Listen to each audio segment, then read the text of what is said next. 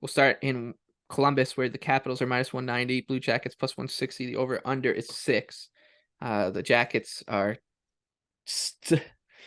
I mean, I don't know what to say about them because it's pretty obvious, what the situation there is, and um, that is a team.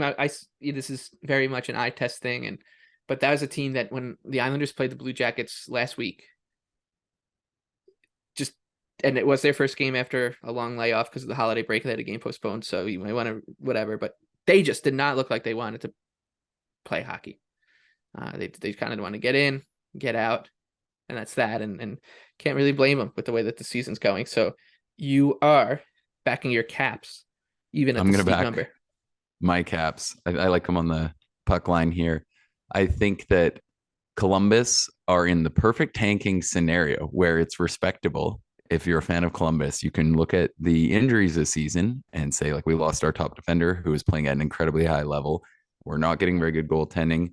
There's a lot of other things you can point to. They lost their captain, Boone Jenner, who was having a pretty good year. So it's just a team that's going to be bottom three. And I don't see the arguments as to why they're going to get out of there. I still like a lot of what Columbus has going on. I've made it pretty well known, like at times that I think Yarmo has done a pretty respectable job, that they've accumulated some legitimate pieces that should be really good moving forward.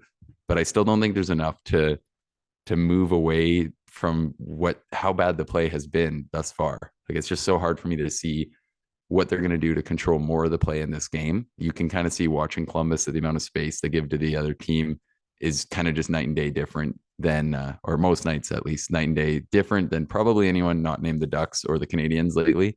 So I think it's just going to be a lot for them to keep the Capitals at bay when they really have been playing quite well. The Caps are getting support from up all over the lineup, which is another great note versus Columbus because there's mismatches all over the place.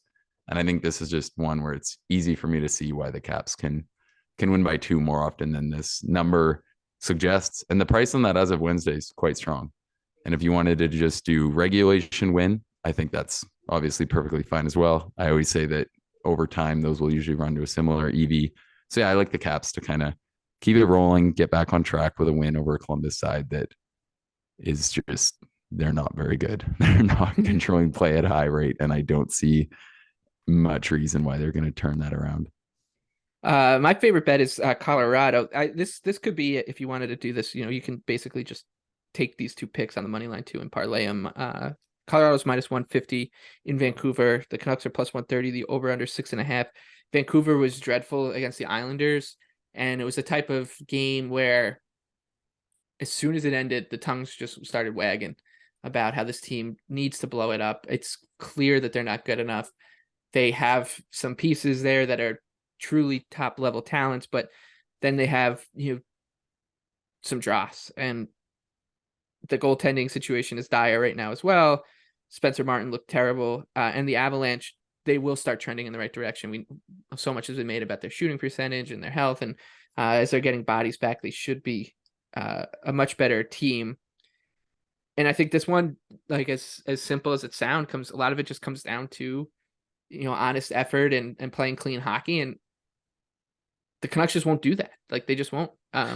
So even though if you're selling at the bottom of the market on Vancouver, it might not be, because this is a team I think could end up just blowing things up. I don't know where the bottom is here. I like Colorado at -1.5 on the puck line as well. It's +170 right now.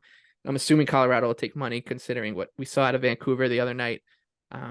So whether you want to parlay Caps and Avs, however you want to play this, I think the Avalanche are still a pretty strong bet, even as a road favorite on Thursday night.